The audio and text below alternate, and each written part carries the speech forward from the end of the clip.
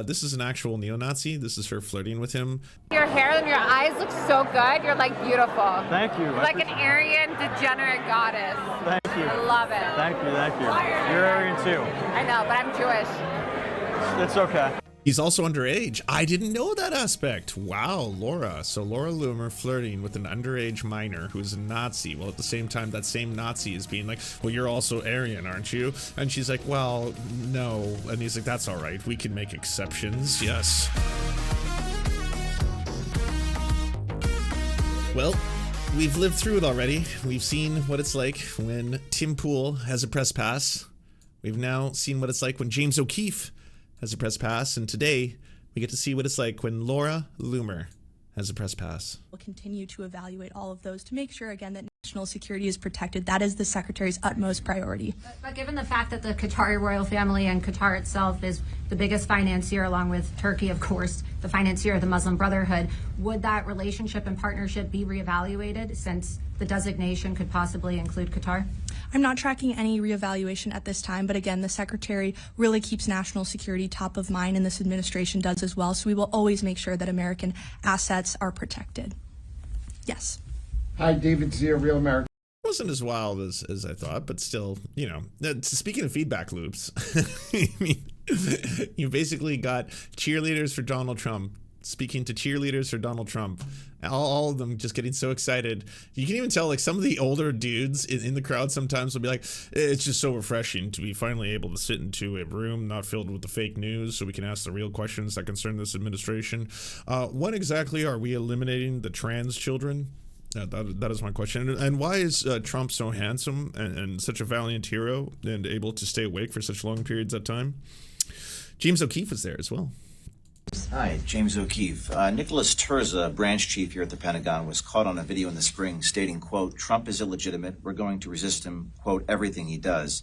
We know there are other people like this that work here. My question is, what steps is the Department of War taking to identify and address personnel who are... You're right. I don't see him. Maybe he is undercover. Maybe he's wearing a disguise. He is a master of disguise. Don't forget that. in the self-described resistance movement? Thank you for the question. That's why the work you all do is so important. This is a big building, and we want to make sure that we have the absolute best people working at it to protect Americans every single day. We don't take lightly what every single civilian and military person in this building do every single day.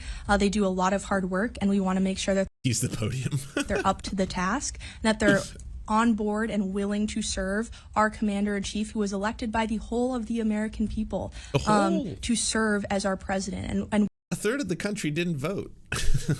It's so clear. I love how they keep doing that. The totality of America wanted Trump. They love him, and he is their benevolent leader, and the whole country voted for him. We support him 100% here at the Department of War. That is our mission. That is our chain of command. James. Hi, James O'Keefe. Nicholas. Yeah, I have no idea where James O'Keefe is. That is mysterious. He's really good, you know?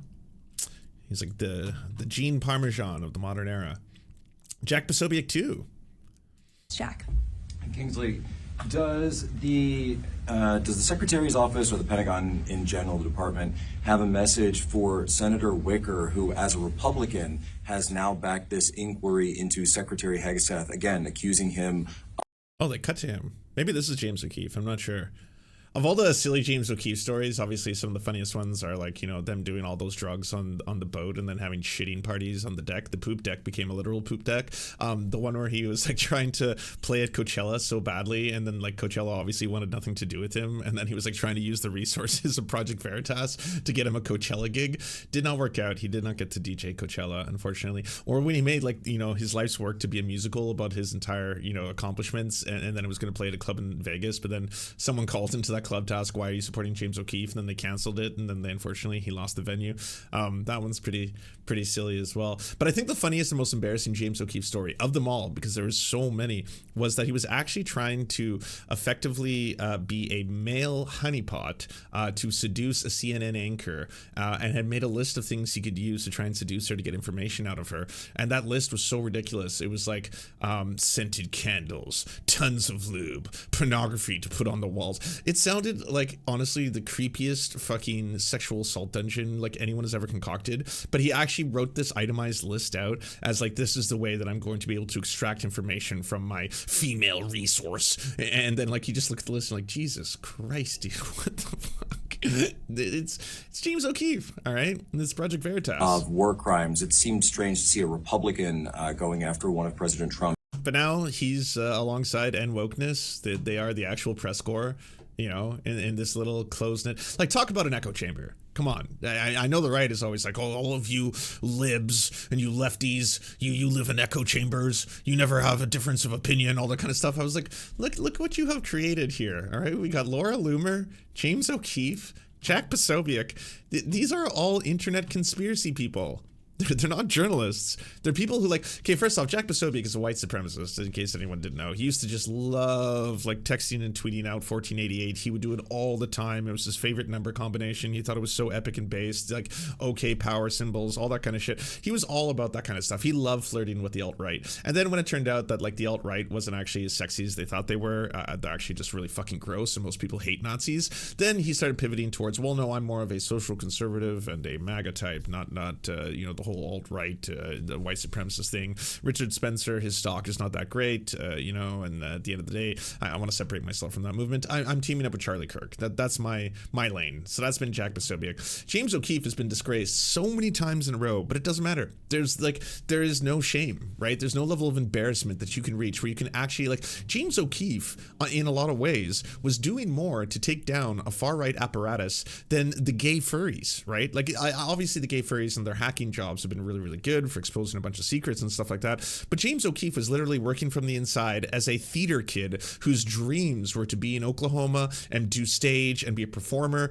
and that's all he cared about. So he was taking in millions of dollars into this company, Project Veritas, to do these exposés on the libs and expose Acorn and all this kind of stuff. Well, he was actually wasting millions and millions of dollars on these weird fucking shit yourself boat parties, drugs, rampant like sexual harassment and abuse that was taking place in there. Not to mention trying to just DJ at Coachella. And I'm sure at a certain point people were like, why'd you need $10,000 for a press kit for Coachella? It's like, oh, that's really important to get the lib tiers. I gotta do this. We gotta those lib tiers, right? I mean, any way we can get the message out. So what, you're gonna do like a 2-hour set at Coachella, and then what are you gonna do, like remixes of like right-wing things, you know, like no DEI or something like that? Like I don't know if the kids are gonna really be into that, you know, and then probably they'll be so like whacked on Molly, they're not going to really be attuned to the far right message at that moment. I think you're doing this because you want to do this, because this is your dreams. You want to live your dreams. And yeah, he eventually got kicked out of Project Veritas. Also, for Laura Loomer, this footage is making the rounds. This is an actual neo-Nazi. This is her flirting with him and trying to be like, I know you're a Nazi, but also you're really hot. Your hair and your eyes look so good. You're like beautiful. Thank you. You're like an Aryan degenerate goddess. Like an Aryan degenerate goddess. Thank you. I love it. Thank you. You're Aryan too. I know, but I'm Jewish. It's okay. Because you're such a cutie. Don't mess. It's okay? What? What the fuck is in, like, I don't get this project. None of them seem like they're true believers, okay? They all pretend to be Nazis and white supremacists, and they care about the superiority of the Aryan race and all that kind of shit, and then couple drinks later, every time it just becomes flirty time. Fix my hair. God damn it. Fix it. I disagree. Fix my hair. I disagree completely. Did you fix it? I did. He's also underage. I didn't know that aspect. Wow, Laura. So Laura Loomer flirting with an underage minor who is a Nazi. Well, at the same time, that same Nazi is being like, well, you're also Aryan, aren't you? And she's like, well, no. And he's like, that's all right. We can make exceptions. Yes. But like that picture you posted on Instagram recently when you got like reinstated on Facebook was so hot. Like, seriously. I appreciate it. It's so good. It's a good picture. Your skin and the Nazis hate me. It's fun. The alt-right people want to put me in a gas chamber. Oh my God. Oh my God. I mean, I watch a lot of cringe, okay? It's kind of do it for a living, but this is a different kind of cringe. It's just, you know, it would take a lot to get to this situation where you have like one of the most prominent voices of the far right who's basically got a seat in the press corps sitting beside the president, flirting with an underage neo-Nazi while at the same time trying to buy into so many of the far right fascistic beliefs. as a fetish or trying to use it to flirt. Like it's so weird. Because they're obsessed with the Jews. I think they're just memeing on you, but it's okay. It's okay. all right. I don't care. I love it. It'd be like that sometimes. I know. They're just jealous because they have big tits and an Ashkenazi IQ. Yes, that's what it is. Yeah. You got it. Anyway, next time you're in New York, let me know. We'll hang out. Bring your girlfriend to New York sometime, and we'll all hang out. We'll go to like really cool restaurants and hang out. And we'll have a blast. Yes, It'll be so I will much bring fun. my girlfriend. Yeah, I want to meet. What, Becca? Yeah. Becca. Yes. She's so sweet. Oh, awkward. That's awkward. Yeah. I mean, it's all awkward. In the scale of the awkward things that have happened, this is probably pretty low to the floor. Gonna be honest. A lot of it was much worse before then. You remember? Yeah, of course. Yes, you'll meet her. You guys are so sweet. I hope it works out because, like I said, I know. Wait. I need to know more. All right, who is this? Who is the Jim of this office romance? Sitting there looking at the camera, I don't know what's going on here, bro. It's not good. All the knack. Like, I know everything you do on Twitter is like so fake and not real, but Yeah, like it's all fake. it's so sweet that you like and your girlfriend have been together for 3 years. I love it. I know, it's all an act. Do you know something? Like, I'm gonna tell you a secret. Like, do you know so many people in this movement who preach trad life are like fucking people on the side and like cheating on their partners? That's like, so bad. Like, they're not even. Wow. Subtle. Very subtle. Yes. I think you are so hot, even though you're a Nazi, and I know you're a white supremacist who's only into the Aryan race, and I know I don't fit that, but also you're so hot. Okay.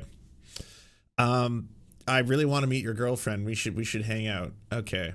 But isn't it super wild that like so many people cheat on their girlfriends on these trips? Isn't that that's pretty crazy, right? That's nuts that takes place. Even like really trad life. Such scum. Like my ex is like dating somebody who's like super trad life, and she was like fucking my boyfriend while we were dating and like ruined our relationship. And I act like it's okay, but like. So, you know, I think everyone should also, outside of how like sad, embarrassing, and cringe this is, realize that this is one of the women who has obviously been pushing the whole groomer stuff. LGBTQ plus people are pedophiles, they're groomers, they're coming for your children, they're a danger to society. Every single one of them is an inherent pedophile. Well, at the same time, this is her just openly flirting with an underage neo-Nazi, and doing so to such a degree where like, I don't feel sorry for him, but it's as close as I'll probably ever get, right? Where you're just like, God damn, like clearly the advances have been rejected numerous times to the point where it has now been established and acknowledged that he's already in a relationship with someone else, but